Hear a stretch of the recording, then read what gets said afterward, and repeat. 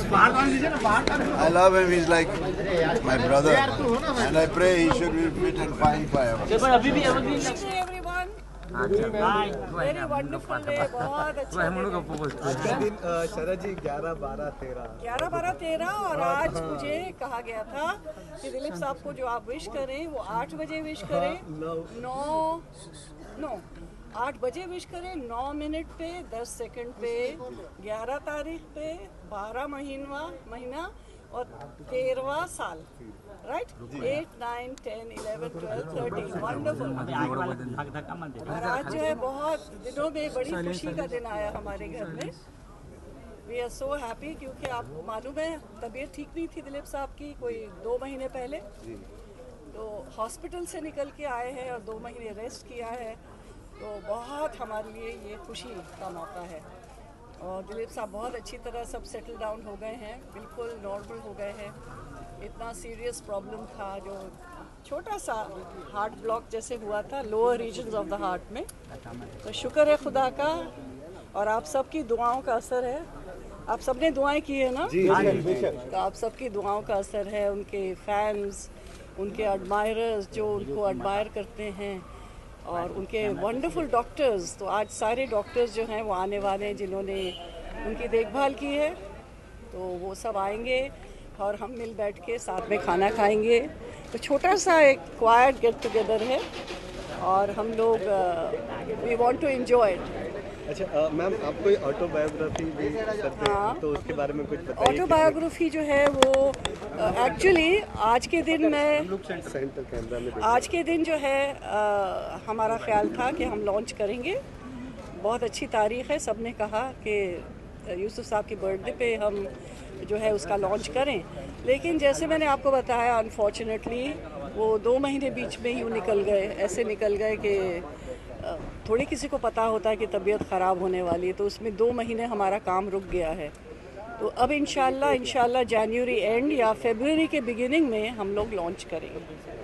आज दिन की शुरुआत कैसे हुई कुछ अगर उसके बारे में? बस वो दिन की शुरुआत कैसे हुई मत पूछिए, कई दिनों की शुरुआत कैसे हुई। दिलीप साहब का जब बर्थडे होता है तो आज के दिन ही नहीं होता है, सब कुछ आज ही शुरू नहीं होता। कई दिन पहले, कई हफ्तों पहले जो है वो माशाल्लाह से उनके कार्ड्स आने शुरू हो जाते हैं, उनके मैसेजेस आने शुरू हो जाते हैं और बहुत वो खुशनसीब हैं, बहुत खुशनसीब है। इतना लोग चाहते हैं उनको और दिलीप साहब अपने लोगों को इतना चाहते हैं, फैंस को और एडमायरर्स को, कि वो हर एक का जो कॉल है, हर एक का जो मैसेज है उसका जवाब देते हैं।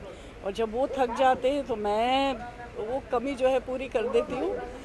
तो ये जो सिलसिला है कई दिन पहले शुरू होता है। अब कल भी आप देखिए कि कई फैमिलीज़, कोई कलकत्ता से आई है तो कोई सिर्फ पूना से आई है, और फैमिलीज़ का मतलब कि 10, 11, 12 मेंबर आते हैं, तो हर टोली अलग अलग आती है। We keep a very open house और हर एक से मुलाकात होती है, उनके साथ बैठक होती है, उनको जो भी स्नैक्स सर्व कर सकते हैं या लंच सर्व करते हैं। तो करते करते कल 11 बज गए, रात के 11 बज गए। उसके बाद ये एक्साइटमेंट का माहौल कि कल एक्चुअल बर्थडे है, तो करते करते करते मेरी आंखें खुली रह गई। 6 बजे तक मुझे नींद ही नहीं आई और दिलीप साहब भी जागते रहे 5 बजे तक, सुबह 5 बजे तक। तो हम दोनों मियाँ बीवी जो है, जो दिन की शुरुआत है वो सुबह 6 बजे हमें नींद लगी तो हम 6 बजे सोए हैं आज सुबह। सायरा मैम, एक सबसे ज़रूरी सवाल ये है कि जो भी इंडिया के लेजेंड है दिलीप साहब से मिलना ज़रूर चाहते हैं उनके बर्थडे पे, लेकिन तबीयत नासाज होने की वजह से वो नहीं आ पाते यहाँ से मिलने। लेकिन सुबह से की जो शुरुआत होती है, तबीयत नासाज होने की वजह से ऐसा नहीं है, सब आके गए हैं, सब मिल के गए। उनके जो बहुत चाहने वाले हैं, उनके जो कंटेम्प्रेरीज़ हैं, जो उनके यंगर जनरेशन के एक्टर्स हैं, जो इतने माशाल्लाह इंस्पायर होते हैं यूसुफ साहब से एज अ पर्सन, इंस्पायर होते हैं यूसुफ साहब से एज एन एक्टर, वो आके हमसे सब मिलते हैं माशाल्लाह, सब आके मिलते हैं। और from the first person to the last person सब मिलते रहे हैं।